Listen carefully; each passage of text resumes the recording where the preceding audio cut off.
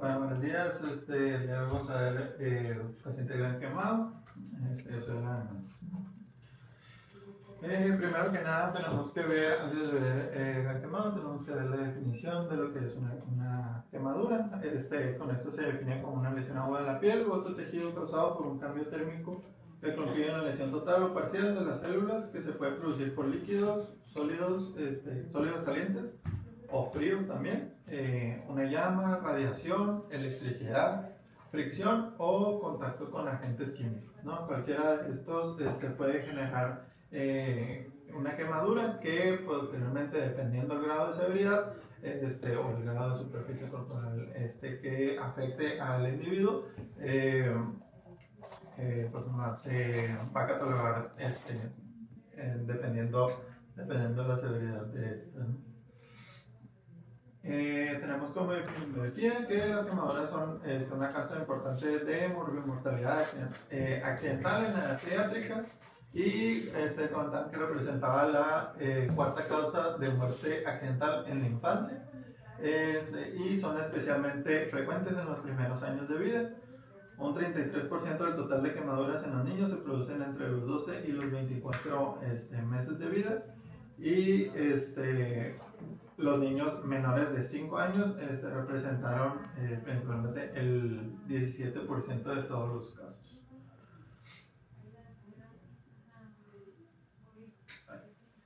Hay diferentes factores de riesgo. Los principales, el artículo que lo saqué, manejaba 4 principalmente. Manejaba lo que es fácil acceso, como tal, fácil acceso a químicos. Esto debido a las quemaduras por, pues, por químicos,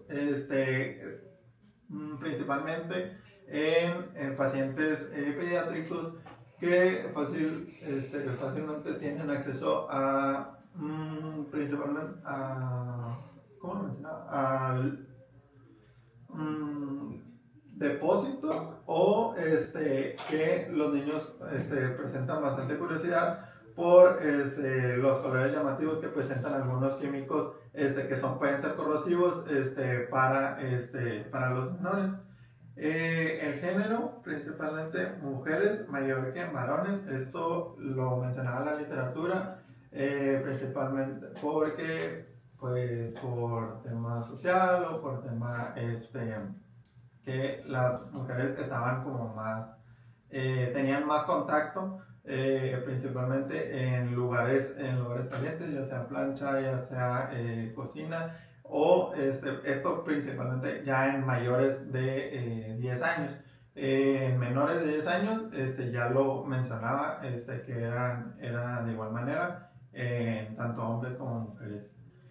También otro factor de riesgo que podían presentar para las quemaduras serían las enfermedades preexistentes, ya que pacientes con pues alguna enfermedad mencionada, PCI o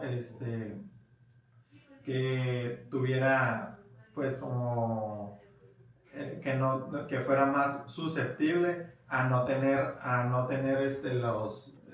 los cuidados o que fueran pacientes más vulnerables, tenían más riesgo de presentar quemaduras por pues cualquier otro químico o agente caliente. Y nivel socioeconómico, esto lo mencionaba porque pues presentaba que había menos riesgo o había más factores que predisponían al menor a tener un menor cuidado, menos gente que lo estaba cuidando o que podría estar a supervisión del menor para tener estos accidentes. El tema, eso es un tema muy similar a como cuando hablamos de TCE, ¿no?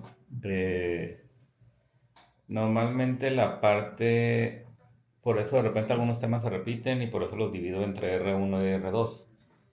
El traumatismo craneoencefálico, por ejemplo, ¿no? Para hacer un símil, puede ser la gran mayoría de los casos que presentan urgencias que son leves, ¿no? Los que vas a decir si le mandas a hacer un ataque si se puede ir a su casa, si va a tener alguna otra vigilancia, ¿no? Eso es la gran mayoría de los casos que llegan a urgencias, ¿no?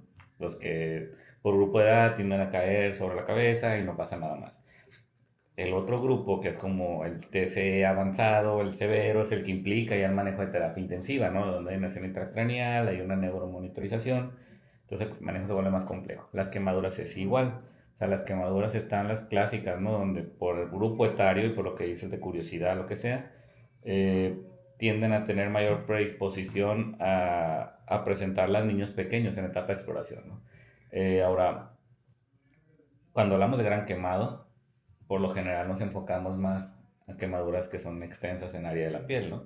Pero eso no exime todas las otras quemaduras que puede haber, ¿no? Como decías, hay quemaduras eléctricas, hay quemaduras por químicos, que inclusive pueden ser quemaduras también a nivel de vía digestiva, ¿no? Entonces, el tema es muy amplio, pero el objetivo de la clase principal sería abordar lo de terapia, lo del gran quemado, etcétera, ¿no? Entonces, digo, nomás como para diferenciar.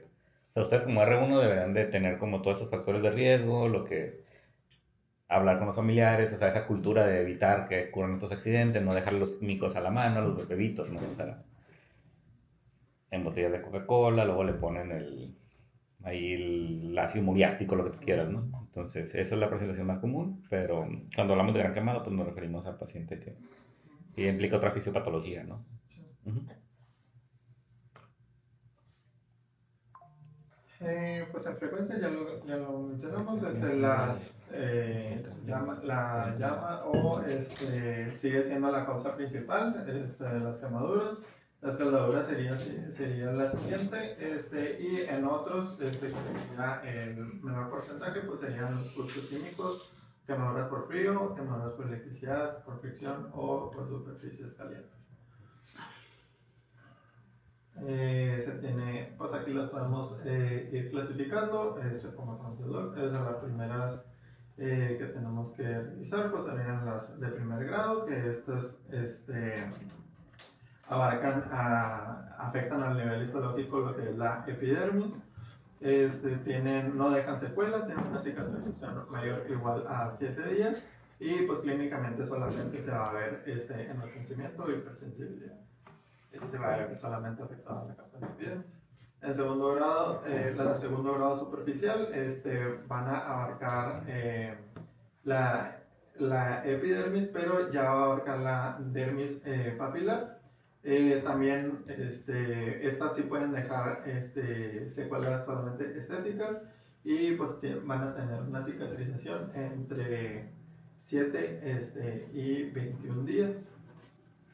Y en la clínica, pues en estas son las clásicas o la clásica pregunta, que ya, cómo diferenciar una de primer grado con una de segundo grado, pues que parecen flictenas, y el edema.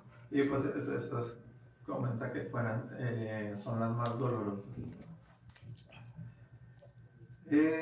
Las de segundo grado, estas se dividen en segundo grado superficial y segundo grado profundo. La segundo grado profundo va a abarcar lo que es la dermis papilar y reticular, pero sin afectar las enfermedades profundas. Algunos requieren injerto parcial y la cicatrización se da cuenta que es mayor a 21 días. En estas también aparecen las flictenas y el edema, y pues también son bastante dolorosas. Y ya las de tercer grado o paciente crítico, en estas ya va a abarcar toda la epidermis, la dermis, la hipodermis, hasta llegar al músculo y al hueso. Y usualmente estos tipos de quemaduras requieren escarotomía o un injerto precoz o un colgajo. La piel en estos tipos de quemaduras se va a ver de aspecto blanco o marrón, principalmente acartonada, y pues estos tipos de quemaduras pues ya no van a doler, pero porque pues van a afectar lo que son todo el sistema nervioso. ¿Qué opinan de esa división entre segundo grado profundo y tercer grado respecto al dolor? ¿Qué han leído ustedes? Es que la superficial es más dolorosa. Y necesariamente tienes que llegar a tercer grado para que deje de haber dolor. Oye, la segunda también ya no porque De hecho, esa es una característica clásica, ¿no? ya no duele. Porque digo, estás hablando de una tercer grado, ¿no? Entonces ya estás hablando de involucra músculo y hueso, ¿no? No es lo habitual, ¿no? Que lleguen a ese grado, digo, sí pasa, pero pues no sé cuántos ustedes le han tocado que de plano lleguen a hueso, ¿no? O algo así tan intenso, ¿no? Digo, hay que conocerlas porque el manejo es más complejo respecto a sobre todo como en el grado de lesión cutánea, ¿no? Hablando en la cuestión de a lo mejor de algo estético o de cirugía plástica, ¿no? O sea, hablando de lo que pudiera llegar a infectarse, lo que está expuesto. Pero, ¿y creen que para que pueda ser un paciente grave o de terapia tiene que llegar a tercer grado? No. ¿Qué implicaría ahí? O sea, ¿qué es más importante que la clasificación esta para un paciente? El estado dinámico, si hay compromiso de aérea. Y, ajá, o sea, ¿Qué tanto se deshidrata? a la otra vez, ¿cómo? ¿Qué tanta superficie se ha comprometido? Exacto, ¿no? Lo principal es la superficie corporal quemada, ¿no? Más que si puedes tener una segundo grado profundo y que no sean de tercer grado, o sea, ninguna, pero que abarque el gran porcentaje de la piel. O sea, es parte de la sintomatología del gran quemado y ahí es donde sí son pacientes que tienes que manejar el gran quemado tal cual, ¿no? O sea, nomás para hacer la diferencia, pero no necesariamente que la profundidad, o sea, puedes tener una muy profunda, muy pequeña y a lo mejor y el manejo de, para recuperación o, ¿cómo se olvidó la palabra? Para una cuestión reconstructiva va a ser muy complicado, pero eso no quiere decir que el paciente se te va a chocar ni nada, ¿no? O sea, nomás como para hacer la diferencia. Y esto es, las imágenes de cómo se verían ya en la vida real. La primera sería, o la tipo A que menciona, la primerita imagen. Pues se ve el eritema bastante marcado, en toda la extremidad inferior, pero pues no presenta ni plectinas ni ninguna otra característica. La tipo AB o A, sería una dermita superficial o segundo grado superficial. Esta pues ya se ve, aparte del eritema, también están presentando las plectenas. Y la tipo segundo grado profundo, pues la piel ya se ve un poquito más pálida, ya se ve, o sea, sí tiene plictenas, pero en la zona medial pues vemos que hay palidez de la piel, ya casi en el tercer grado, y pues la tercera grado, pues, como comentar, pues no es de lo más común, pero pues ya abarca todo lo que es de las extremidades, la piel está cartonada, y se llevan pues, principalmente las tres porciones de la piel. Okay. ¿Cómo clasificaron la de los pacientes escolares?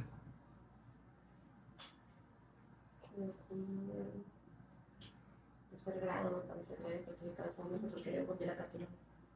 No sé, ¿qué dijeron? ¿Cómo le dejaron al final? Los cirujanos. ¿O ustedes?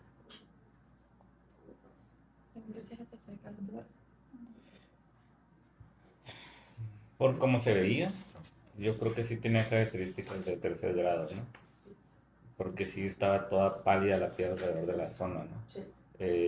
Probablemente está un poquito combinada, ¿no? Yo considero un grado profundo y partes de separación de tercer grado, ¿no? Digo, no todas vas a ver así el hueso, ¿no? A eso me refiero. Pero a poco no tan profundas, pero por las características, ¿no? Como está la piel, sí pudiera ser una tercer grado. Digo, no me acuerdo exactamente, ¿no? Pero lo que me acuerdo de la foto sí se veía más tirándole un tercer grado que un segundo. La mayoría de los de segundo grado profundo son las que llegan a ver ustedes en urgencias, ¿no? Las quemaduras estas de los niños que se queman con líquidos. Y se van a dar cuenta, lo van a diferenciar por esa como, si se fijan, está como esa piel roja y esa como palidez en medio, ¿no? Prácticamente la grado superficial es una quemadura con plictenas, ¿no? Tal cual. Y por ejemplo, tiene una tipo primer grado, ¿no? La que dice ahí tipo A, la clasificarían para su superficie corporal quemada en un contexto de urgencias, para su reanimación de líquidos.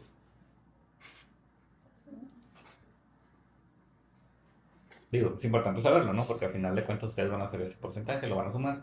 Pero los de primer grado, pues no suman en eso, ¿no? O sea, puedes tener una quemadura enorme solar y... Pues a todos nos debieron de haber hecho Parkland cuando vamos a la playa. Ajá, entonces, a eso voy, ¿no? Hay que, muchas de las cosas que siempre les digo, hay que pensar con un poco de lógica, ¿no? O sea, entonces, pues no. Sobre todo aquí en la parte donde ya hay como pérdida de la integridad de la piel, pues saben que hay una plictena y ahí empieza a haber pérdida de líquido, ¿no? Ahí sobre todo es donde pues, se puede considerar que ahí sí, si es muy extensa, pues pudiera necesitarse a lo mejor una corrección hídrica agresiva por la fuga a tercer espacio. Ok.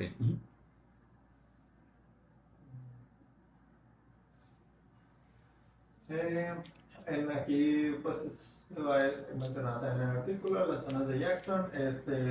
Esto se refiere a la zona que tuvo más contacto con el líquido que ocasionó la lesión o escaldadura. Y aunque, aunque no estuvo tan en contacto con la lesión, igualmente está comprometido. Tenemos tres zonas: la zona de coagulación, que es la más profunda, es el área donde hay esta coagulación irreversible, donde las proteínas tisulares ya perdieron su función y ya no es viable la recuperación. La zona de éstasis o edema, esta área sí tiene, o sea, sí es recuperable, tiene disminución de la perfusión tisular, tiene menos contacto con la sustancia o líquido que ocasionó la lesión, y va a estar como en una zona gris, ¿no? Pero si se hace una buena reanimación con líquidos intravenosos, puede recuperar sin problema y convertirse en una zona de hiperemia, que es la siguiente zona, que tiene, es un área que tiene una perfusión adecuada o incrementada, pero pues no tiene compromiso como tal vascular, ¿no? Sería como una quemadura como el Ok. Eso es más que nada como para asegurar como esa preservación cutánea, ¿no? Y creo que va relacionado con el tratamiento, ¿no? Como hay mucha fuga a tercer espacio, también, o sea, todas las manifestaciones que van a ver ustedes es porque no hay un líquido intravascular efectivo, ¿no?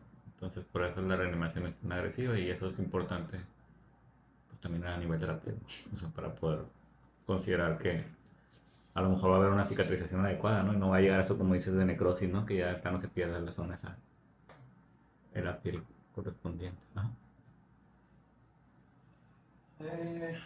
Pues es importante catalogar a nuestro paciente con respecto a la quemadura. Para eso tenemos y de esto va a depender la superficie corporal quemada. Para esto tenemos pues diferentes tablas. Una de las tablas más utilizadas es las tablas de quemaduras de Lonnie Blonder. Y esta tabla hace referencia, pues, que todos los niños tienen una superficie corporal relativamente mayor por unidad de peso corporal. ¿Qué significa esto?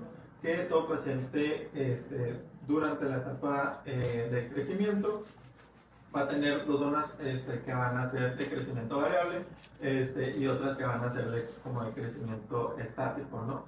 Conforme el paciente va creciendo, algunas partes de su cuerpo se van a modificar, como lo es la cabeza, los muslos y las piernas, que son como las zonas que más van a ir creciendo proporcionalmente, a diferencia del resto del cuerpo.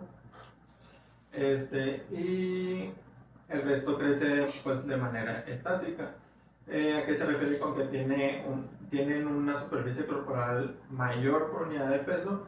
Es decir que, por ejemplo, un niño de 10 kilos, como lo vemos aquí, bueno, en esta tablita, si a él, o sea, su superficie, o sea, su cabeza, que es de las zonas estáticas, sufre una quemadura, por las dos partes su cabeza va a tener una superficie corporal de 9.5 y si sufre por los dos lados del cráneo ya va a tener 18%, teniendo en cuenta que para considerar a un paciente gran quemado se tiene que tener arriba del 20%. A diferencia de que, o sea, conforme va creciendo el niño, la superficie corporal va siendo menor. Entonces, si un niño, por ejemplo, un niño de 1 año, va a tener, o sea, si solamente se quema el cráneo, ya solamente con esa quemadura, ya se va a acercar, o va a ser mayor el porcentaje de superficie corporal quemada que un niño de 15 años aproximadamente que sufrió la misma quemadura, ¿no? Entonces, para eso tenemos que tener en cuenta que un paciente, pues ya que se considere gran quemado, lo consideran arriba del 20% de superficie corporal quemada. Comentaban que en lactantes se consideraban pues también mayor al 10% y en escolares pues mayor al 15%. Ok, los niños están más cabezones, ¿no? Ya lo habíamos comentado. Entonces, en resumen es eso, ¿no? Las proporciones corporales, la cabeza abarca más proporción en comparación de todo el cuerpo, ¿no? Entonces, va a incluir más superficie. La otra es que para términos generales es el 20%, pero en pacientes lactantes sí se pudiera disminuir un poquito ese porcentaje, ¿no? Como que tienen más tendencia a deshidratarse. O sea, la parte importante de clasificar el gran quemado es saber a quién le vas a hacer una esquema de líquidos, ¿no? De resucitación agresiva. Un Parkland, un Galveston. Entonces, eso es lo importante. Pero van a ver que muchas guías difieren, ¿no? Sí, Tú la checas en la GPC y de repente te dice que no, pues 15%, ¿no? Y luego de repente lo checas en la ABA y te dice, no, que el 20%. Este es de la baba y es del 20% y esas son las clasificaciones que manejamos. Pues al final la verdad que es bien subjetivo, ¿no? Porque a lo mejor a ustedes les da 18 y a cirugía les da 22 y llega alguien más y dice, no, pues en medio 15, ¿no? Cuando les llega un gran quemado, digo que no esté en ese punto limítrofe, va a ser inconfundible, ¿no? O sea, así, pues, sé que fácil está más de 30, ¿no? Entonces, reanimación hídrica agresiva es el punto, pero pues ahorita lo vas a explicar. Sí, esto es más que nada para las tablas que se utilizan. Te voy a poner un ejemplo muy clásico, ¿no? A lo mejor un lactante, ¿no? Que se le quemó el bracito, ¿no? Por agua, ¿no? Entonces, a lo mejor si tú sacas esa suma, ¿no? Bracito y a lo mejor una parte aquí de la espalda, ¿no? O, no sé, el lateral. A lo mejor te da 10 a ese tito, ¿no? Pero pues el niño lo ves bien, ves que orina, ves que sus signos vitales están normales, entonces quizá ese paciente, no siendo muy estricto, pues no vas a ocupar un Parkland, ¿verdad? Le empieza a poner líquidos agresivos y empieza a orinar la vida, 10 por hora, entonces dices, no, o sea, él no está en ese escenario, ¿no? Entonces, y más cuando no son circunferenciales, a lo mejor es una quemadura, pues nomás de un lado del brazo, entonces, considérenlo en base a, o sea, también tengan criterio clínico para saber a quién le vas a dejar el Parkland. Sí, pues más que nada, por eso la que le había mencionado, pues arriba de, estrictamente arriba del 20% y en lactantes Nomás tener la consideración que puede ser un poquito más bajo, ¿no? Y ya. Y pues estas tablas nos ayudan pues a ver la superficie corporal que abarca la quemadura. Lo pueden dividir aquí por edades y, y acá está ya como que la tabla en sí lo más todo completo, ¿no? Lo puedes poner hay muchas, o sea, al final de cuentas hay muchas, creo que si a mí me dices yo usaría este tipo, ¿no? Que son, si se fijan, están bien específicas, ¿no? O sea, todavía la divide más, ¿no? Sí. La otra que pues está bien, pero siento que está como muy amplia, ¿no? O sea, como que, o sea, 9%, pero qué tal si siendo más un lado de la cara, o sea, creo que aquí es como que te divide un poco más las secciones y es más fácil decir, bueno, pues, pues el brazo es... la regla de los 9. Sí, o sea, hay reglas rápidas, ¿no? Al final de cuentas todo va a depender del tiempo que tengas, ¿no? Y del sitio de donde lo estés abordando. A lo mejor si están nomás o sea, si están en un hospital donde hay un urgenciólogo de adultos, ¿no? Y él es el que atiende a los pediátricos también, ¿no? Y ¿sabes qué? Pues vaya, no, ¿sabes qué? Pues ya medio de 30, ¿no? Ya le voy a iniciar reanimación y lo voy a mandar, ¿no? O sea, depende mucho del contexto, ¿no? Si hay tiempo y todo, y ya empezaste manejo, o definir gran quemado o no gran quemado, ¿no? Si no, ya te puedes hacer ahí, ponerte a discutir que si es 23 o 25, no pasa nada. Pero tengan la referencia para saber cómo le van a hacer. Y ahí decía, ¿no? En la otra, en la atrás dice, no incluyes el eritema, ¿no? O sea, que es lo que decíamos. En la de acá, no, dale la que sigue, la que hayas puesto, esa. 2%, 3%. O sea, no te incluye la de primer grado, ¿no? O sea, yo sé que suena algo obvio, pero ahí a la misma en las tablas te lo especificamos. Segundo grado, tercer grado. Pues ya teniendo la fisiopatología, pues en estas van a estar principalmente afectadas las funciones de la piel, pues que es la inmunológica, la perceptiva, la termorregulación, metabólica, regenerativa y protectora, ¿no? Pues como comentamos, de esto va a depender, depende qué grado o qué etapa de la piel va a afectar las quemaduras. Si es cuando hay lesión de la epidermis solamente o lesiones de primer grado, pues se van a ver, primer y segundo grado se van a ver afectadas pues todas las principales funciones de la piel, la inmunológica, la perceptiva, la metabólica, regenerativa y la protectora, ¿no? Ya cuando son quemaduras de segundo grado, aparte de todas las pérdidas de estas funciones, también hay pérdida de la función perceptiva, y también aquí afecta mucho la parte termorreguladora. Por eso también se tiene que tener cuidado ahí con las pues, el control de la temperatura, ¿no? Cuando ya hay quemadura de tercer grado, lesión del epidermis, se ven afectadas todas las funciones de la piel, hay más riesgo, entonces el riesgo de deshidratación es inminente, y hay más riesgo de trastornos metabólicos, o que haya infecciones que afecten a la piel, y que pues se tenga que colonizar, y por eso se tiene que iniciar antibióticos de manera temprana. Sí, no, o sea, es considerar que la verdad que la mayoría de nosotros, ¿no? Que estudiamos áreas médicas muy generales, creo que lo que más se nos complica a la mayoría es entender la piel, ¿no? O sea, es un órgano muy extenso, es bien difícil caracterizar como que lesiones, ¿no? Todo se parece. Pero algo que hay que considerar que no es... O sea, es algo más complejo de lo que a veces lo creemos, ¿no? O sea, lo vemos más por un lado como cosmético, un lado visual, ¿no? Pero hay muchas funciones que ocurren a nivel de la piel, ¿no? Mucha absorción también de cosas externas. Entonces, hay que considerar que principalmente vamos a perder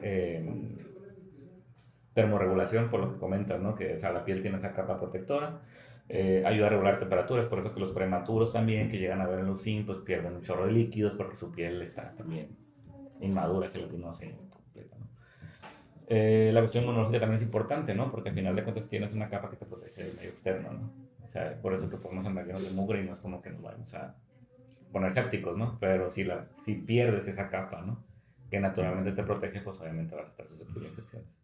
Y eso no quiere decir que a todos les vas a dejar antibiótico, pero tienes que entender que está perdida esa función, ¿no? Entonces tienes que tomarlo en cuenta para prepararte para todo lo que implica. Y pues esto es más algo de dermatología, ¿va? Pero está bien saber qué es lo que incluye cada una de esas partes, ¿no?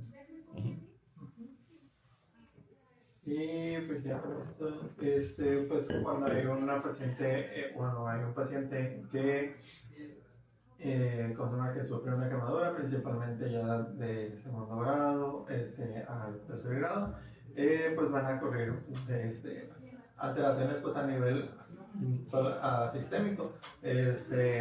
Principalmente esto, pues tenemos este algoritmo, que esto va a afectar a nivel simpático, el sistema nervioso simpático. Esto va a generar un aumento de las catecolaminas, glucocorticoides, glicólisis, glucagón, o sea, va a poner al cuerpo en estrés. Esto puede aumentar pues, frecuencia cardíaca, el gasto cardíaco, el consumo de oxígeno, esto va a afectar a lo largo del tiempo si no hay una reanimación, o si no hay, o si no detienes esta cascada, ¿cómo se llama? De sucesos, pues ¿qué va a pasar? Pues va a aumentar el lactato, va a haber un aumento en la gluconogénesis, en la glucogenólisis, un aumento en la glucosa, los pacientes van a estar con, eh, con tendencia a la hiperglucemia, se va a ver afectado lo que es el riñón, con un aumento de nitrógeno en sangre, va a haber hiperlactatemia, va a aumentar el cuerpo, va a estar en un proceso de catabolismo a nivel muscular, y todo esto te va a generar pues un nivel de hipercatabolismo, y te va a perpetuar una disfunción orgánica, para que haya una sepsis, y puede llevar pues a la muerte en caso de no ser tratado, ¿no? Principalmente esto Si va a quieres, aumentar. resta poquito. Hay toda una cascada inflamatoria que se lleva a cabo, ¿no? Prácticamente como mencionas, ¿no? El organismo entra en estrés. Algo que se les olvida, que inclusive hay una falla circulatoria importante, ¿no? Entra el paciente en un estado de choque como hiperdinámico, ¿no? Eh, no sé cómo se los pueden imaginar, ¿no? Ahorita que estamos aquí, como cuando, no sé si les tocaban esas computadoras viejitas, ¿no? Que traían ventilador y de repente cuando ya andaban ahí cascabeleando empezaba a sonar así. Donde que el organismo entra en un estrés enorme y empieza, aunque por fuera tú lo veas relativamente bien, o sea, por dentro del organismo empieza a entrar una cascada inflamatoria severa. Y es muy normal que son varios factores involucrados, ¿no? Pero hay hasta cierto grado de disfunción miocárdica secundaria a la quemadura, ¿no? Entonces, algo que les va a pasar, si es un gran quemado de verdad, sí o sí, es que va a estar taquicárdico, independientemente de lo que hagan, ¿no? Entonces, ¿por qué? Porque muchas veces nos quedamos en pediatría que la cuestión de una taquicardia es solamente porque nos faltan líquidos, estamos chocados, ¿no? O sea, sí, o sea, tú le puedes estar metiendo líquidos al por mayor a ese paciente, ¿no? Y a lo mejor medio está orinando, pero es algo esperable que va a estar en esa cascada simpática, aumentada, ¿no? Entonces, no esperen que esa taquicardia se va a corregir con carditas, ¿no? Lo más probable es que ese paciente va a estar taquicárdico a lo mejor hasta 24 horas, ¿no? A pesar de que su manejo esté bien indicado, ¿no? Entonces, solamente tenerlo en cuenta que sí hay todo un evento de una cascada inflamatoria muy importante, un aumento del gasto cardíaco muy importante, entonces va a pasar. O sea, va a tener, si tiene un gran quemado, va a estar taquicárdico, va a estar como chocado, y lo único que tienen que hacer ustedes es mantener el aporte de líquidos, es lo único que puedes hacer, ¿no? Con el riesgo de que pues se te fugue y luego después tengas que ver si no ocupa una esclerotomía o algo más, pero esto es importante que lo consideren porque esa actividad simpática ocurre, ¿no? Simplemente por el hecho de que ocurre la quemadura, más todo lo demás, ¿no? Hiperglicemia, hiperlipidemia, todo el metabolismo se acelera, ¿no? Increíblemente, y con el metabolismo que menciona Alan, entonces va a haber toda la consecuencia de aumento del lactato, etcétera, ¿no? Pero no es como un choque séptico, pues es cascada inflamatoria y la van a tratar. Va a pasar. Con esto se va a ver un aumento del metabolismo basal. Se asocia con un aumento de la temperatura corporal, la glicólisis, glicogenólisis, proteólisis, hasta resistencia a la insulina, que si no se trata, conduce a una cicatrización deficiente de las heridas, sepsis y falla multiorgánica. Aquí pues se ve una ligera tablita con el metabolismo basal, que va a estar aumentado, más y hasta más en otras patologías, como lo que es la peritonitis o fracturas, o sea, de estar al 100% se puede hasta pasar al doble, ¿no? hasta casi 200%, ¿no? Yo no soy mecánico, pero, o sea, imagínense como cuando llegaron a tener un carro que le fallaba el radiador, ¿no? Y después se les apagaba. Hasta que van a tener que estar echando agua, o sea, el metabolismo va a estar tan aumentado que si no lo tratan o no lo... O sea, si no le brindan lo que necesita, los va a tronar, ¿no? y la consecuencia es que se va a morir. O sea, se va a chocar, va a entrar a fallar orgánica múltiple, se va a morir. Entonces, consideren así, pues, o sea, sí o sí, este paciente va a tener el metabolismo hasta el tope y todas las consecuencias que voy a ver es ese metabolismo acelerado, ¿no? Hasta fiebre, ¿no? Entonces, ok. Bien. Hay que considerar los criterios de gravedad. Estos los saqué de la ABA, que es la Board Association. Pues tomando en cuenta que tomando en cuenta los tres tipos de quemaduras, los diferenciados entre quemadura menor, quemadura moderada, quemadura mayor. Pues la quemadura menor pues no presentaba criterios de gravedad, a menos que presentaba menor al 15% de superficie corporal quemada. Lo mencionaba también en adultos, mencionaba, aquí, bueno, se supone que es una guía teórica, pero lo menciona a los adultos porque consideran que, o sea, pacientes mayores de 13 años, 14 años, se manejan igual que igual que los pacientes adultos, dependiendo del peso, ¿no? Menor al 10% de superficie corporal quemada, de primero o segundo grado en niños. Menor al 2% de superficie corporal quemada del tercer grado en niños o adultos, pero que no afectará ojos, orejas, cara o genitales. Quemaduras moderadas, del 15 al 25% de superficie corporal quemada en segundo grado en adultos, del 10 al 20% de segundo grado en niños y del 2 al 10% de superficie corporal, pero con tercer grado en niños o adultos. Estos son criterios para según la guía. Y pues en la quemadura mayor, pues mayor al 25% de superficie corporal, ya sea de tercer grado o de segundo grado, en adultos o niños, y mayor al 10% de superficie de tercer grado en adultos o niños. Una quemadura de segundo grado y de tercer grado, pero que involucre ojos, oídos, orejas, cara, articulaciones principales, o periné o genitales, también se considera como criterio de gravedad, y todas las lesiones inhalatorias que se constate que tengan con o sin quemadura, ¿no? Todo lo que tenga que ver inhalación por humo o que tengamos constatado en la exploración física que el paciente pudo haber sufrido una quemadura por inhalación, es un criterio de gravedad. Las quemaduras eléctricas, las quemaduras químicas, pues en áreas igual, como cara, párpados, orejas, manos, pies.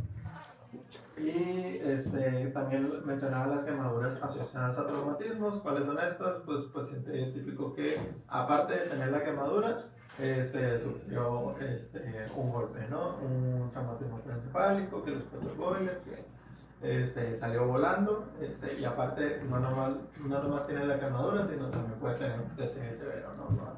Asociado a la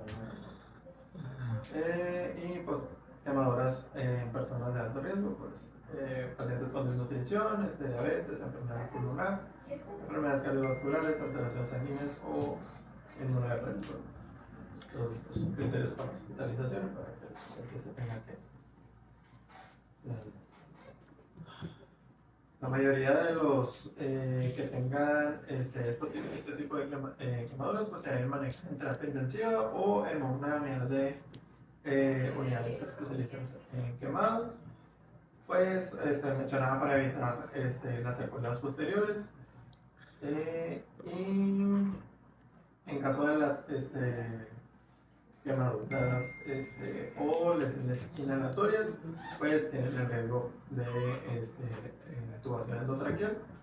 Las quemaduras eléctricas también, por las alteraciones que pueden ocasionar a nivel cardíaco.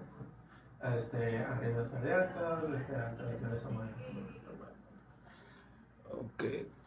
No traemos de quemaduras especiales, no traes nada de eléctricas y eso. ¿No? Ok. Esto es importante que ustedes lo conozcan para saber qué pacientes.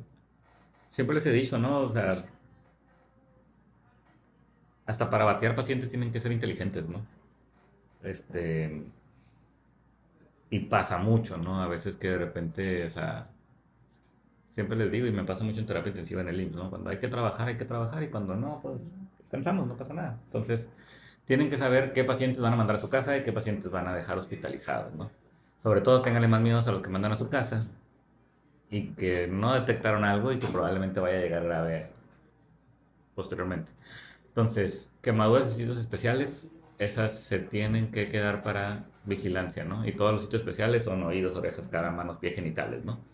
Esas sí vale la pena que se queden para vigilancia y para, o sea, que esos no los manden a su casa en primera instancia, ¿no? Ahora, quemaduras eléctricas pasa mucho, ¿no? O sea, cuando hay un arco voltaico, el problema no va a ser tanto lo que van a ver ustedes por fuera, ¿no? Sino el sitio de entrada y el sitio de salida, ¿no? Entonces, eso tienen que considerar que generó estragos a nivel interno, ¿no? Entonces, corazón es lo que más nos preocupa, ¿no? Porque pudiera haber alguna cuestión de alguna arritmia o algo que se genere en el momento, pero también puede generar quemaduras internas, ¿no? Entonces, esos pacientes, por más bien que se vean, ¿no? Y que nomás le vean su necesita aquí, este, no siempre encuentras el sitio de entrada y de salida, pero a nivel interno sí puede generar muchos problemas, inclusive pueden hacer lesión renal, o sea, muchas cosas que pueden presentarse, ¿no?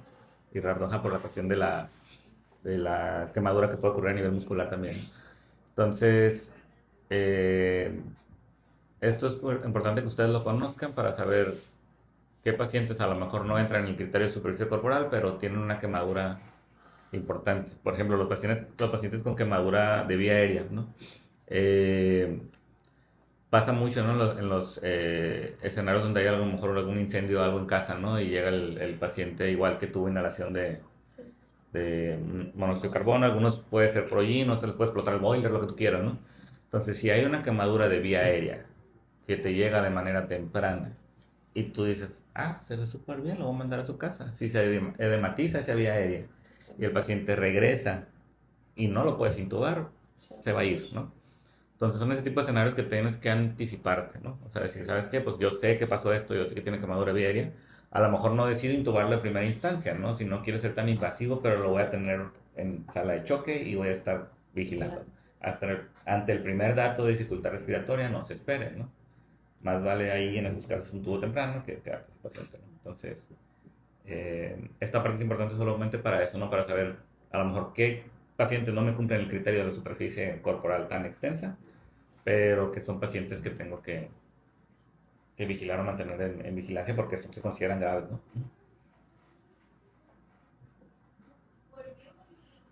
Digo, depende del hospital también, ¿no? A lo mejor aquí no todo lo manejamos en UTIP, ¿no? Inclusive a lo mejor si buscas en guías americanas están decir, ah, mete UTIP a toda la cetoacidosis, ¿no? Que no pasa. Pero sí es mínimo tener la idea de que esos pacientes deben estar monitorizados, ya sea en choque, terapia intermedia si existe, y si no, a veces nos brincamos a terapia intensiva, igual no pasa nada, digo. Sí hay criterios de ingreso a terapia intensiva, pero si estamos en un hospital donde sé que la monitorización de manera más adecuada se la voy a poder dar en terapia intensiva y la tenemos vacía, pues también entiendo por qué los pasen, ¿no? A lo mejor unos 2 días de vigilancia y se regresan a piso. Aunque no estén intubados, ¿no? Y ya viendo la parte del tratamiento, el tratamiento inicial, esto lo dividimos en 5 fases, o fases de cuidado. Principalmente la primera fase básicamente es la evolución inicial, primaria y secundaria. Todo el triage que se le va a hacer al paciente, ver, pues igual tengo la evaluación pediátrica, quitarle al paciente los sitios de quemadura, los primeros pasos iniciales de la vía aérea, monitorización. La fase 2 básicamente sería la reanimación de líquidos para evitar la hipovolemia. Fase 3, promover cobertura de las heridas con la intención de disminuir el riesgo de las infecciones, infección de las lesiones. Fase 4, cuidados de soporte o clínicos del paciente, por ejemplo, ventilación, falla renal o algo que detectemos laboratorialmente, ¿no? Y la fase 5, pues si el paciente pues, eh, pues ya pasa todas estas fases, pues lo que es la rehabilitación física y la salud mental. pues tenemos que tener en claro, aquí lo maneja pues como que en horas, días, en meses, ¿no? Pero, o sea, lo que es la fase uno 2 y 3 o sea, se hace de manera conjunta. O sea, si ya estás revisando al paciente, lo estás monitorizando, lo estás poniendo en laboratorios, o sea, se está haciendo todo de manera integral. Ok. Entonces, de manera inicial, llegada de urgencias, revisión, su ABCD, todo completo, y pues establecer como el plan de manejo, ¿no? Obviamente ahí su ABCD tienen que verlo completo, o sea que no haya nada que tengan que abordar en ese momento, ¿no? Si lo tienen que abordar, no, asegurarse que lo hayan revisado. De ahí la segunda fase es la de animación, ¿no? Es esas 48 horas, 0,48 horas críticas donde tienen que, de las pocas indicaciones donde sí, a lo mejor y yo les voy a decir que pueden ser un poquito más permisivos en la cuestión de la hidratación o de los líquidos, ¿no? Y que no estar tan obsesionados con la cuestión de la sobrecarga hídrica, es el paciente gran quemado, la pancreatitis, y a lo mejor la sed, ¿no? O sea que, bueno, pues podemos eh, hidratar un poquito más de lo habitual, ¿no? Porque hay una causa de que haya una pérdida de líquidos aumentada, ¿no? Eh, entonces ahí no pasa nada. Y les digo porque llegamos al grado, o sea, a lo mejor ustedes no lo ven así porque pediatras y manejamos cosas por peso, ¿no? Pero 200 mililitros que le están administrando al ARAN es mucho. O sea, cualquier cosa. ¿Cuánto es el límite del Holiday Stagger? O puede llegar a infinito si pasa 100 kilos al paciente.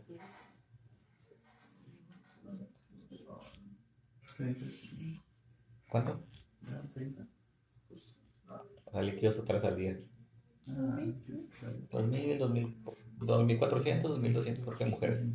Entonces, ustedes tienen que tener en mente cuando tratan pacientes tan grandes, ¿no? Que ese es mi pleito de, sí, soy pediatra, soy intensivista, no pasa nada, pero tratamos pacientes más grandes, no solo bebés. Entonces, yo tengo que considerar que si mi paciente ya le estoy pasando en 2 litros, ya tengo que decir, ok, o sea, son una cantidad de líquidos bien. Si yo llego a 3 litros o más en un paciente, es un chingo de líquidos, ¿no? Aquí se pueden justificar porque obviamente tienes que mantener la perfusión, ¿no? Y va a haber una fuga importante. Entonces, yo he hecho líquidos para tener un intravascular efectivo, aunque se me esté fugando, ¿no? Porque eso hace que se mantenga el paciente perfundido. Eh, pero, sí en muchos escenarios, y simplemente platiquen, o sea, vayan un día, tengan algún residente de urgencias y platiquen, oye, le estoy pasando 5 litros a un paciente diario. O sea, Franca, ¿qué? O sea, no es normal. Y ustedes como pediatras tienen que entender que hay un límite, ¿no? Y pues yo me voy a encargar de que se tengan ese chip, ¿no? En un momento como que, oye, ya sé que por metro cuadrado me da tanto, pero a veces como que, como quiero que, o sea, como quiero que ese paciente se negativice si le estoy poniendo 6 litros al día, ¿no? Entonces, ¿qué quiero que orine? O sea, entonces, ni ustedes, o sea, imagínate orinar 5 litros al día. O sea, no quieren imaginar, ¿no? Entonces, en quemaduras estos pacientes sí o sí es échale agua, ¿no? O sea, tú tienes que asegurarte que el paciente esté orinando, ¿no? Entonces si van a llegar a goteos así de que, ay, estoy en 100 por hora, 150 por hora, 200 por hora. Y es como que apenas estoy como que en 1 mililitro por kilo hora de uresis. O sea, creo que apenas ahí estoy bien. Y ya después de las 48 horas ya te enfocas en todo lo demás, ¿no? De, que ojalá no haya hecho síndrome compartimental o otra cosa, fue muy importante, pero es manejo inicial, resucitación, las quemaduras, el hecho de que exista trainers y existen centros de quemados es porque ahí sí pueden evitar que los pacientes se infecten. O sea, las condiciones donde tenemos aquí a los pacientes es más probable que se lo vaya a llevar no el manejo inicial de nosotros, sino una infección, que el hecho de que lo hayamos reanimado mal. Entonces ustedes lo han visto, de repente, pues sí, todo bien, llegó urgencia, ya lo salvamos, lo metemos a un cuarto aislado de aquí, se infectó y se murió, ¿no? Entonces, malamente no tenemos las condiciones ideales de un cuarto estéril para ellos y ni las condiciones de temperatura ni nada. Y la otra es, ajá, la otra es el manejo de las heridas, ¿no? Quizá nosotros medio improvisamos y le ponemos ahí algo para que medio les tape, unas gasas vaselinadas y cosas de esas, pero, o sea, a lo mejor llegan a Shriners, yo no sé, no he estado ahí, ¿va? Pero quiero creer que el abanico de cosas que le pueden poner a la piel y la protección es mayor. Y la gran mayoría que han mandado, la neta les va súper bien, pero yo creo que es más que nada por eso, ¿no? Por las condiciones en cómo los maneja. Pues como la Ashley, o sea, iba bien y pum, se infectó. Depende de nosotros el manejo, o sea, rescatar al paciente. Eso sí, yo creo que lo pueden hacer en cualquier lado y a lo mejor lo podemos hacer mucho mejor que otros lados, pero la parte donde se nos va a ir el paciente es esta, ¿no? La fase 3 en adelante. Y la fase 5 es importante porque ahí implica todo lo que... una premisa que me enseñó mi maestro de terapia, ¿no? Y eso es algo que siempre tengo en mente cuando trato paciente grave, es tres objetivos principales, ¿no? El primero es preservar la vida, limitar el daño y recuperar la función. Entonces, exactamente va a ser lo mismo en un paciente quemado, ¿no? Primero es preservar la vida, luego limitar el daño, que es toda esta cuestión de cubrir las quemaduras, etcétera. Y recuperar la función sería todo lo que pasa después, ¿no? Estos pacientes quedan con un catabolismo enorme por muchos meses. Entonces, por eso ahí también te mencionan lo de agentes anabólicos, cosas que te puedan reducir el catabolismo y rehabilitación, ¿no? Obviamente, si hay un paciente que tiene quemadura en sitios de flexión, pues va a quedar con retracción, un chorro de cosas que hay que abordar, ¿no? Pero lo que ustedes van a manejar a lo mejor aquí en el hospital es, pues, idealmente estas primeras etapas, hablar a la doctora y que se haga la gestión. Digo, afortunadamente la doctora, la verdad que mis respetos, o sea, es muy eficiente ese programa y nos ayuda mucho, ¿no?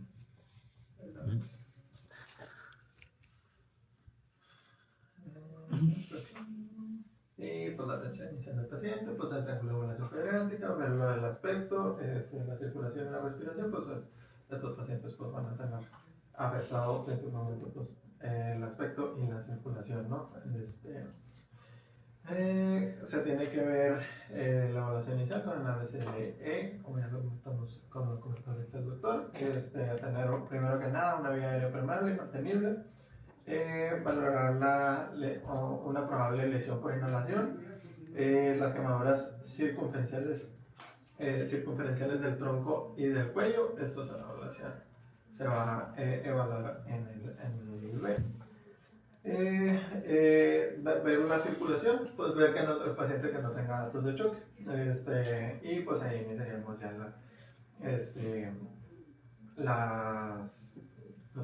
la fase de resucitación, como lo mencionábamos, con cristaloides, y ahorita vamos a ver las diferentes fórmulas que se tienen para iniciar estas cargas. En el D, pues vigilar las lesiones asociadas, que el paciente pues, no tenga, aparte de, como ya lo comentamos, otra lesión asociada a la quemadura, un TCE, por ejemplo, intoxicación por monóxido de carbono. Y L, pues ya exponer las lesiones, el control de la temperatura ambiental y el cuidado de las lesiones de la piel. Circunferencial es muy importante. ¿Por qué, Marco? Sí, algo complementar. Entonces, hay un fenómeno que se le conoce como fluid creep, ¿no? Que es pues prácticamente esa fuga de tercer espacio. Por eso le dice tronco y cuello, o sea, créanme que si empiezan a hidratar a un paciente con una quemada circunferencial en esa zona, hay probabilidad de que haya una compresión externa, ¿no? O sea, prácticamente va a empezar a edematizarse y va a comprimir todas las estructuras del cuello, del tronco, y a lo mejor el paciente va a dejar de respirar, ¿no? Entonces, nomás considero cualquier circunferencial, ustedes la tienen que tener bien detectada y probablemente como consecuencia de su manejo hídrico, en algún punto pueden ser candidatos a esclerotomía, ¿no? Entonces, digo, habitualmente en pediatría es algo que nos enseñan, ¿no? Si fuéramos urgenciólogos, lo más probable es que ya anduviéramos cortando, ¿no? Pero, no digo que no lo puedan aprender, pero sí, como que no va tanto, es parte de ser pediatra y tener que ver todo de niños, ¿no? Entonces sí, a veces urgencia, yo sé que no es el fuerte de la mayoría, o trauma, ¿no? Politrauma, todo eso, pero sepan detectarlo para que si lo tienen, sepan a quién acudir, ¿no? Si tiene cirujano pediatra es lo ideal, ¿no? Si no, pues mujeres adultos o un cirujano que les ayude ahí en caso de que ya empiecen a ver que la extremidad empieza a comprometerse, ¿no? Se pueden necesitar. Pues en la evaluación secundaria, pues lesiones por la llama, como dónde fue, mecanismo, También pues las lesiones por químicos, pues todo esto de la clínica, ¿no? El tipo de líquido, el tipo de lesión, la aplicación, si se le pasó algún medicamento, este, y cómo fue el tipo de lesión y dónde, ¿no? Ahí es importante, respecto, si tuvieran una lesión por químico, ¿qué harían? Depende. Tira reactiva. ¿Cómo? La tira reactiva. O sea, el paciente estuvo en contacto con un químico y te llevó a urgencia, no hicieron nada. Pero luego lo baño. Ajá. Pero bueno, bañar no sería el término, ¿no? ¿Cómo? ¿Y cómo? Son las realidades exclusivas, ¿no? Que tienen que ser como que aisladas, con... Sí, pero no me refiero como a órganos fosforados. Simplemente llega una quemadura química aquí. Bueno, la idea sería primero ver la hoja de datos de seguridad de la, Ujú. del químico para ver si se puede utilizar algo. Ajá, ok. Porque hay unas que son irreferibles. Sí, o sea, hay que primero revisar qué fue, ¿no? Y si es algo que se puede irrigar, o sea, se puede tratar de quitar de la piel, hay que quitarlo, ¿no? Porque muchas veces no tomamos en cuenta que el químico sigue ahí presente, ¿no? Entonces la quemadura se puede seguir expandiendo y se puede seguir generando después de tiempo de que haya ocurrido el evento inicial. Entonces, o sea, cuando llegan a una quemadura por químicos, sí es importante que vean qué fue y si es algo que se pueda como irrigar, pues irrigar, ¿no? O sea, que se quite de la piel lo más que se pueda, ¿no? Para que no siga quemando. Porque puede ser que llegue como de una manera inicial, a lo mejor dicen, no se ve tan mal, ¿no? Y lo dejan tapado. Ya después de 6 horas, de repente vuelven a revisar y un hoyo ahí, ¿no? Entonces, digo, nomás que no se les olvide que esa parte es importante también. Pues la monitorización, los signos vitales, se puede colocar colocación de sondas básicas, los pacientes que ya están, pues que requieren intubación endotraqueal. Sonda urinaria, pues todo paciente bien quemado, pues para cuantificación de líquidos se tiene que tener sonda urinaria y acceso vascular, principalmente las venas periféricas y pues preferiblemente pues piel que no esté quemada. Y se puede valorar la vía intraósea en caso de que haya quemaduras. La verdad que las intraóseas son muy buenas si tenemos el equipo adecuado disponible, porque la verdad me ha tocado intentarlo con estas agujas rosas y un chorro de cosas que improvisamos y no sé a cuántos de ustedes sí les ha quedado una intraósea en urgencias. No digo que... Bueno, a mí no, pero sí es una zona que queda. Y lo hicieron a mano. Sí, la verdad que si tiene una teoría no debería de ser complicado. Incluso los talleres de PALS incluyen así la piernita de poli para practicar. Pero en el escenario real, la verdad que es bien fácil pasarse la cortical o hacerlo chueco, o que la aguja se doble. Entonces, si tuviéramos, existen los como unos motorcitos, una pistola. La verdad que no sería chulada. La TLS nos enseñan eso.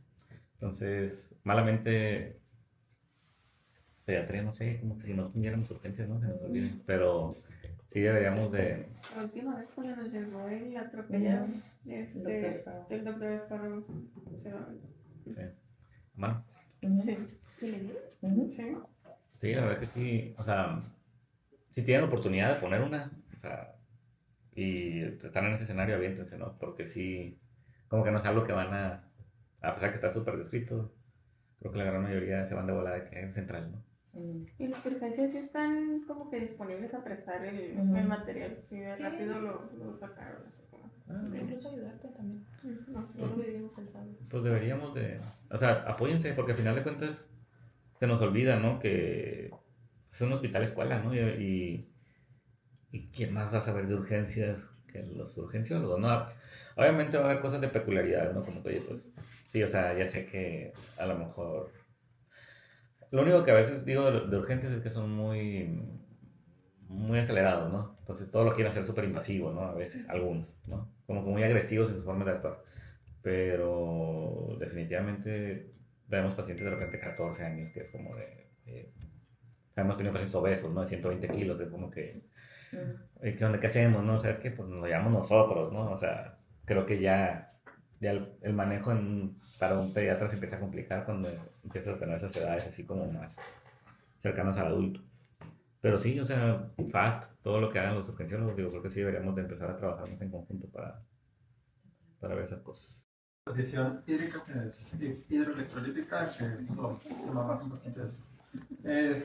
Todo paciente con lesión mayor al 10% de superficie corporal tiene indicación de la rehidratación intravenosa, y si la lesión es mayor al 20% de superficie, pues se sugiere que sea por una vía central, y pues la hidratación tiene que ser aún más agresiva. Hay dos fórmulas, o bueno, son las más comunes. Está la de Parkland y la de Galveston. La fórmula de Parkland se puede calcular de 3 a 4 mililitros por kilogramo de peso por la superficie corporal quemada, más las necesidades basales del paciente. Del total se repone el 50% en las primeras 8 horas y el 50% en las próximas 16 horas. Comentaba ahí que era la más utilizada, pero pues depende de cualquiera. También está la fórmula de Galveston, esta que es 5.000 mililitros por metro cuadrado de superficie corporal quemada, más 2.000 mililitros de metro cuadrado de superficie corporal total. El 50% también en las primeras 8 horas y el otro 50% en las siguientes 16 horas. Acá hay un ejemplo de la fórmula de Galveston. Por ejemplo, un paciente de 10 kilos con un 30% de superficie corporal quemada, se va a calcular la superficie superficie corporal total, que pues la que hacemos normalmente, ¿no? Por metro cuadrado. Después se tiene calcular la superficie corporal quemada, pues esta se multiplica lo que tengas de superficie corporal quemada por la superficie corporal total, y te va a dar aproximadamente ya la superficie corporal por metros cuadrados, que es la de 0.135.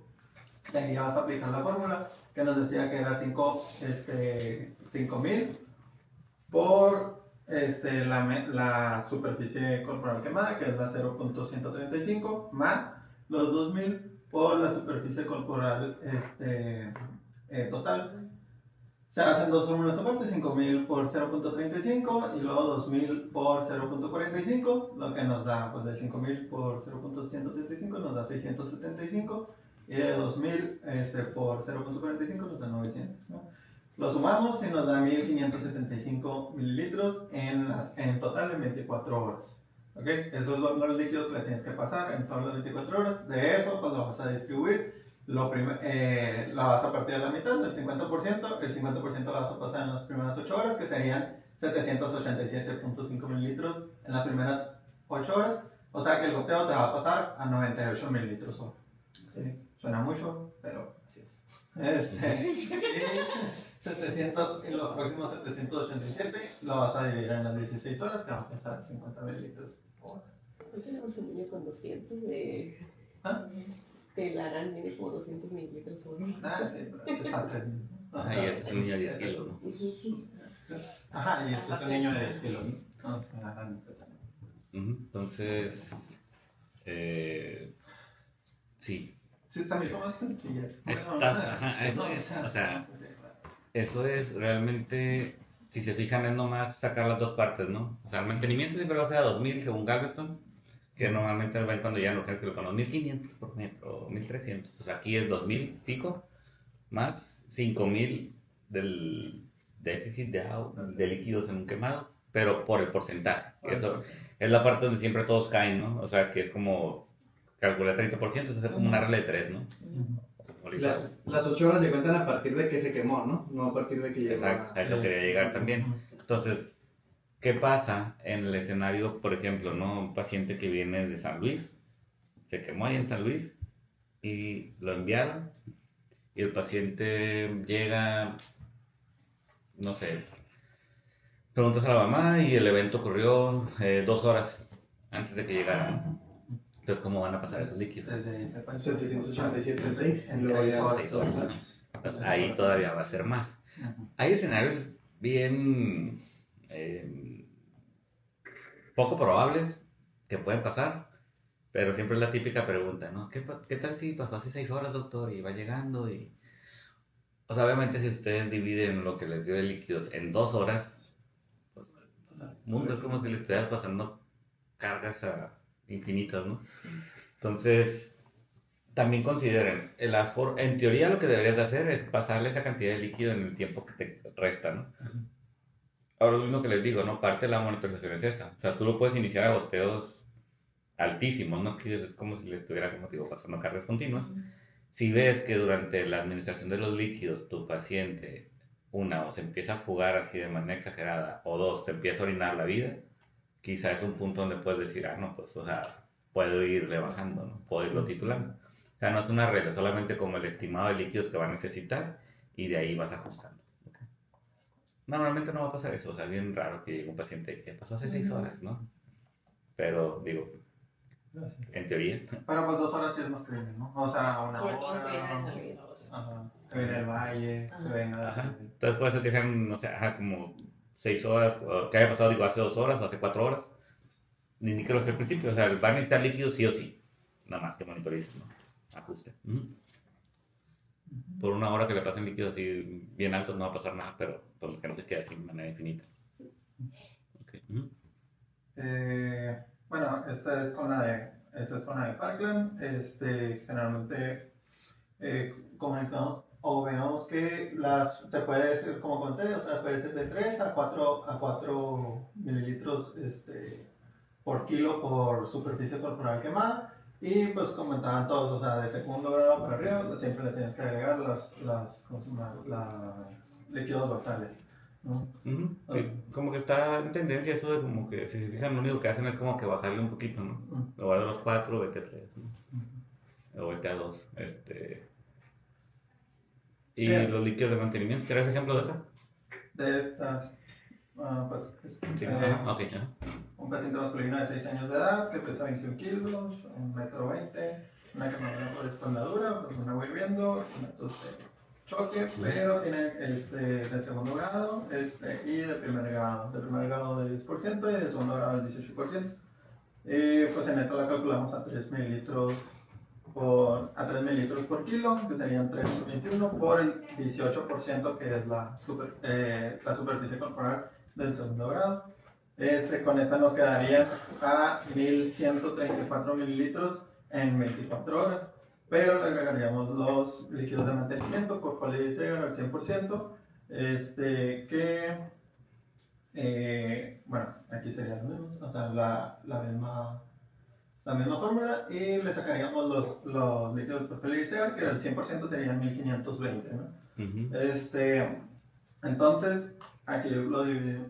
Pues, entonces, el aporte horario de las primeras 8 horas va a ser la mitad de los líquidos de reanimación, la mitad de 1134, 567, y un tercio de líquidos de mantenimiento, 506 mililitros, ¿no? Entonces, en las primeras 8 horas le vas a poner 567 de la fórmula de Parkland más los líquidos de mantenimiento, 506, va a quedar a 1073 mililitros en las primeras 8 horas. Entonces va a quedar el goteo a 135 mililitros por hora. Y en las siguientes 16 horas, el corte va a venir en las siguientes 16 horas, la mitad, o sea, el 50% de la fórmula de Parkland, más los 2/3 de los líquidos de mantenimiento, que serían los 1014 mililitros, los sumas, lo vas a dividir entre las 16 horas que faltan, y pues, el goteo quedaría en 98 mililitros hora. Entonces, 98 mililitros hora para las 16 horas restantes. ¿La entendiste? La verdad. Vamos a colocar. Sí. ¿Cómo se? Además, estamos dos. Y yo, Sí, por eso está más sencilla. O sea, están las dos. El punto es que sepan, o sea, es como todo, pues a veces hay tanta discusión por cosas bien en el caso. Manejo de cetosis diabética, ¿no? Que entre que si líquidos balanceados versus salina, y que versus si le pasas una carga cuando va llegando o no se la pasas, y que si es con salina o que si es a 10 ya veo. O sea, el paciente necesita insulina y líquidos, punto. Si ustedes le pasan insulina y líquidos, independientemente que usen la fórmula que les enseñó el endocrino, que incluye Holliday Segar, o si lo usan la de 3000 por metro que todos usan, y las 2 bolsas, líquidos e insulina. Mientras eso esté, el paciente va a vivir. Entonces, ya tuvimos una vez en la clase de ceto, que es como haces las comparaciones de todas las fórmulas y realmente varían bien poquito. O sea, que dices, en lugar de pasarle 140 mililitros por hora, en la otra me dio 130 y en la otra me dio 135, ¿no? 10 más, 10 menos, o sea. Entonces, aquí es igual, o sea, a mí se me hace más fácil Galveston, o sea, el con la que yo me acostumbré. No hay pierde, porque al final es su base, ¿no? Y como les digo, el paciente les va a dar la pausa. Entonces, quédense con la que dominen. Digo, si se le hace muy complicado el Parkland, pues agárrenlo, no pasa nada. Y ellos son muchos niños. Pero si, o sea, no pueden ustedes, es lo que les digo, pues si alguien llega a otro escrito que usa el Parkland y pueden hacer la Galveston y que no varía. No vas a llegar y borrar su indicación y poner la mía, porque la mía es la que sirve.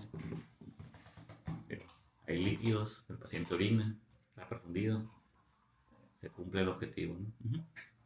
Sí. Son de las pocas indicaciones, como decíamos la clase pasada, ¿no? Como de échale agua. O sea, y sí, échale, no pasa nada, no tengas miedo. Ya. Igual pudiéramos hacer también un ejemplo de este, porque sí, como que Ujú. puedo planearlo en mi cabeza. Sí, si quieres. A ver, ahorita no sé si traes algo. Bueno, No, pues, ahorita que termino.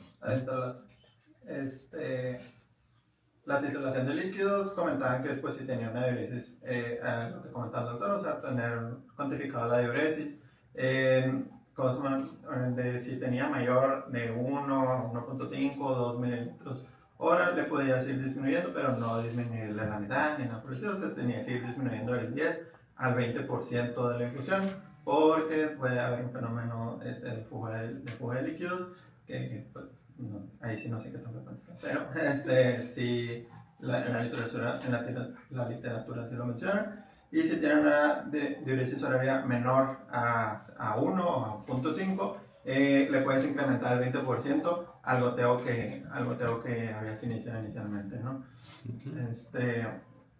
¿Por qué? Porque hay algo llamado fluid creep o fuga de líquidos, que se da cuando se sobreestiman las necesidades del paciente o las necesidades hidroelectrolíticas del paciente, que te pueden favorecer a un síndrome compartimental, falla respiratoria, intubación prolongada, edema agudo pulmonar o derrame pleural, ¿no? Y pues esto incrementa la mortalidad del paciente. Entonces, Yo creo que cada vez estamos más conscientes, ¿no? Del riesgo, de lo que genera. Y han tenido muchos ejemplos, ¿no? Recientemente igual está la niña ahí de la diálisis, ¿no? O sea, todo lo que genera tener sobrecarga de líquidos, ¿no? A nivel multiorgánico. Entonces, esta también, o sea, es una escuela ya muy antigua, ¿no? Y que sigue por ahí todavía perpetuándose, es la de la carguita, ¿no? Pásale carguitas infinitas, ¿no? Nosotros en terapia intensiva decimos que son pacientes y son respondedores o no respondedores a volumen. Entonces, si bien es cierto que al principio puede mejorar el gasto cardíaco de manera transitoria, hay formas de nosotros estimar si el paciente tiene esa respuesta o no la tiene. Si tú le pasas una carga a un paciente y sigue hipotenso, sigue igual de chocado, o sea, y ya descartaste la parte de los líquidos, la mayoría de los manejos de pacientes en choque te van a decir inicia aminas, ¿no? Ya tu problema no es el agua, o sea, el volumen no es el problema es la distribución de ese líquido, ¿no? Ahora, volumen intravascular efectivo, ¿no? Ese es lo que tenemos que nosotros ver. Tú puedes pasarle chorros de líquidos a un paciente, pero si ese líquido está extravasado no te sirve de nada, ¿no? Aquí el problema es que tienes aquí una fisiopatología que tú lo explicabas, ¿no? Es una tendencia natural a que se vaya a jugar, ¿no? O sea, y que vas a tener pérdida de líquidos aumentada por la pérdida de la piel. Entonces, aquí sí es mucho jugar con eso porque al final de cuentas necesito que haya perfusión, pero a la vez sé que me voy a empezar a tener este problema secundario de la fuga de líquidos. Pues no, o sea, primeras, ahí veíamos el algoritmo, ¿no? Primeras 24, 48 horas es esa parte de estabilizar, de reanimar. Y pues ya después primero tienes paciente, como siempre decimos, tengo paciente y ya después trato las consecuencias, ¿no? Si secundario los líquidos que yo le di, el paciente termina siendo un síndrome compartimental, termina hematizándose, pues ya en ese momento lo resuelves, ¿no? Pero todas las fases de reanimación siempre es eso. no se vale tampoco, ¿no? Si sabemos que esto ocurre y hay una fuga importante del tercer espacio. O sea, ustedes tratan pacientes, no tratan números aislados. Entonces va a pasar o puede pasar muy frecuentemente que, no orina, pásale furo, ¿no? Al final, si tienes un paciente que tiene poco líquido intravascular, ¿no? Y fuerza la uresis con el furosemide, pues nomás vas a generar más isquemia renal, ¿no? Un riñón que por si no le está yendo nada de flujo. Y sí, tienes orina en la bolsita, ¿no? Pero, pero no es la causa, ¿no? Entonces, a veces lo hacemos, o sea, tampoco es satanizarlo, ¿me explico? Y dices, no, pues ya lo tengo a 200 por hora, ya tengo 4 horas así en orina, o sea, tampoco diría, bueno, a alguien le pasó un reto de furo, así como como hacemos nosotros coloquialmente un besito de furo, ¿no? Para ver si orina poquito no pasa nada, ¿no? Pero no, o sea, lo que tienen que ustedes saber es que están manejando y en base a eso dar el tratamiento, no nomás como... Es por eso que también, ¿no? O sea, acérquense cuando tengamos pacientes de cardio, porque esos pacientes no es la fisiología habitual. O sea, un paciente que tiene que está posoperado de alguna cirugía de cardio, no es la misma forma como voy a manejar su hipotensión, muy probablemente que un paciente con choque séptico, ¿no? Y ahí ustedes se acercan a los que saben de cardiopatías congénitas y les van a explicar, mira, es que operé tal cosa y va a jugar, se me va a congestionar el pulmón porque abrí la válvula pulmonar, lo que tú quieras, entonces eh, individualizar más. Como siguiente, pues los cuidados locales de la camadura, pues la limpieza, la debridación, la cobertura y manejo de ampollas. Con la limpieza con agua potable o solución salina al 0.9%, eliminar los residuos, la debridación, pues las zonas que se puedan debridar, arrastrado suave con torno de algodón, grasas empapadas con solución salina al 9%, pues como comentando, o sea, gasas impregnadas a veces de vaselina, no, las quemaduras de primer grado pues, no se cubren. Y manejo de ampollas, ¿no? O aflictenas, las de pequeño tamaño o tamaño pequeño, dejarlas. Y las de tamaño un poco más grande, se pueden drenar o retirar tejidos de hacerle debridación. Eso déjense la cirugía, ¿no? O sea, interconsulten y que ellos se encarguen de manejar el... O sea, no anden picando ampollas nomás así. Los estudios de laboratorio, pues como todo paciente o todo paciente, una biometría hemática, su química sanguínea, ver principalmente los electrolitos séricos, sangre general de orina, una gasometría arterial,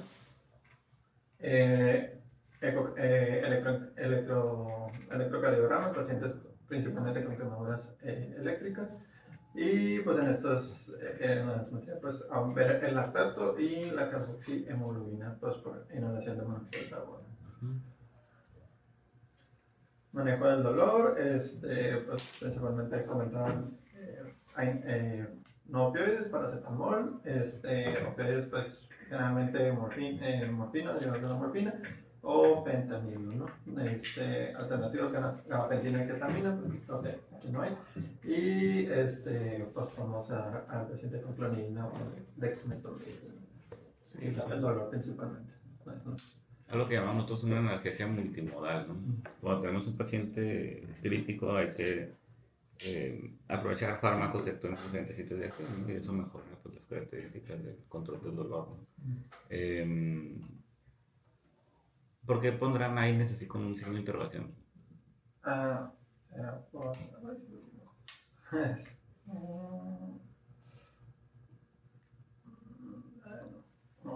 es una lesión renal, ¿no? Caso que venga afectado.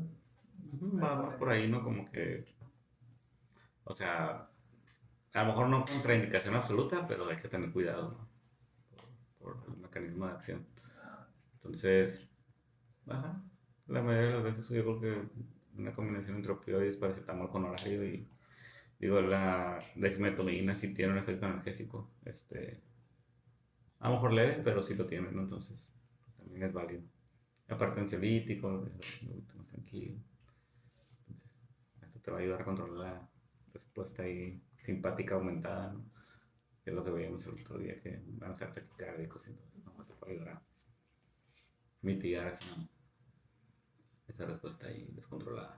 En lo que el paciente se estabiliza. Ok, muy bien. La solución base, o sea, los líquidos basales que tiene el paciente con las soluciones que vayas a utilizar y con la fórmula que vayas a utilizar. Y pues aquí en el artículo comenta que tienes que estar visualizando o estarle cuantificando los vitales normales, presión arterial, saturación de oxígeno y frecuencia cardíaca. Y en una de estas, o sea, y aquí lo que más importa, pues es ver cuánto está orinando el paciente. Aquí lo que entendí era que, bueno, este está hecho como para adultos, ¿no? O sea, este es de menos de 15 mililitros hora, de 15 a 30 mililitros hora. Y aquí te va a decir cuánto, o que traducido en niños, 2.5, un mililitro hora, si orina más de uno o más de dos, ¿no? Entonces, que comenta que lo que les comenté, o sea, se tiene que, si está orinando menos de 0.5 o menos de 15 mililitros hora en adultos, le vas a aumentar el 20% de la solución, del goteo que tiene, ¿no? O sea, del goteo que le dejaste. Si te salió 100 mililitros hora, 120, ¿no? Y lo vas a cuantificar en la siguiente hora. Si se queda igual o sigue aumentando, lo puedes seguir aumentando el 20%. Y ¿cómo se llama? Por eso sí, estos de aquí, aquí sí de 15 a 30 mililitros o de 0.5 a 1 lo puedes aumentar el 10%. Si queda de 30 a 50 mililitros O de 1 a 2 por hora. O de 1 a 2 por hora lo dejas igual.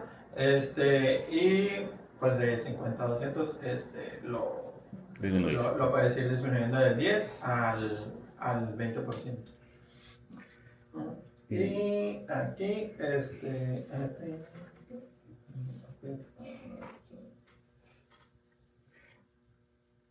Ay, no te preocupes. No te preocupes tanto. ajá. Pero el punto es que llegar es que... Ay, no sé qué está pasando. Es lo mismo, es un algoritmo que te va diciendo la dimensión, pero la parte de abajo es importante, ¿no? Si se fijan ahí en la figura, la figura dice protocolo de resucitación para adultos usado en la Universidad de Utah. Lo dice, el protocolo pediátrico difiere del de adulto en que la orina se calcula de 1 a 1.9 mililitros kilo hora y en pacientes menores de 2 años se tiene que agregar 25 mililitros por hora de glucosa al 5% en ringer lactato. Ok, quizá a lo mejor ahí lo calculemos de manera diferente, solamente es para recordarles que el paciente pequeño, sobre todo el lactante, tiene requerimientos de glucosa más altos. Entonces no se les olvide. La estrategia que ustedes pueden utilizar puede ser cualquiera, ¿no? Ya sea que, o sea, una forma sencilla es que a lo mejor su mantenimiento lo dejen con lo regular, o sea, que tenga ahí su mixta, su parte de glucosa, y el déficit o lo que calculan por la quemada, se déjenlo con Harman o déjenlo con Prosalid, ¿me explico? Pero sí tener en cuenta, puede ser que a lo mejor no lo sabe hipoglucemia porque pues trae una respuesta metabólica incrementada, ¿no? Que saben que eso puede ir ligado a hiperglicemia. Pero solamente es como para recordarles que igual a lo mejor los adultos tienen más fácil porque pueden dejar el lactato o lo que sea y ya no se preocupan por aportes de glucosa, pero ustedes sí tienen que considerar los pacientes muy pequeñitos que ahí va ligado a un aporte de glucosa basal, ¿no? Ok, de la albúmina. Se dice que, por ejemplo, por ahí en esa parte dice, ¿no? Pacientes que requieren aumento de fluidos, más del doble calculado por más de 2 horas, ¿no? Y ya te dice, el paciente puede necesitar resucitación con coloides, ¿no? Igual te dicen lo de Call Physician, pero es como que a lo mejor pide ayuda, ¿no?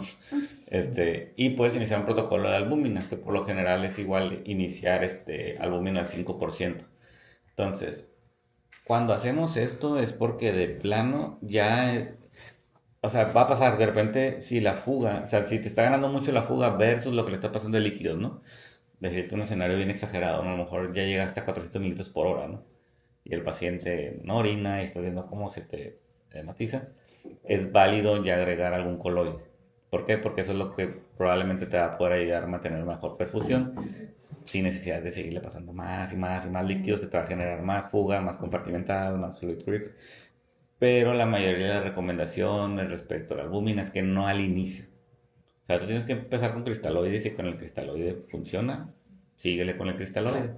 Si ya llegas a un punto donde dices ya es más del doble de lo que yo tenía calculado, ya me estoy pasando de más, Por lo general más o menos es como al rango de unas 6 horas, que es lo que habitualmente es la recomendación general. Y estás en ese punto, ya iníciale albúmina o algún coloide, no pasa nada. También está descrito. Entonces, para calcularlo eso ya es como ir un paso más. Pero por allá hay protocolos, ¿no? Igual y en adultos no es tan complicado porque como pues es puro cristaloide y coloide, pues ellos hacen ahí sus mezclas, no se vuelve tan complejo como nosotros que agarramos la glucosa y otras cosas. Pero, pues al final nomás es pensar, si ya me estoy pasando demasiado de líquido, pues agrego la albúmina, no pasa nada. Diluida, ¿no? O sea, no la pasen así de que a polvos directos.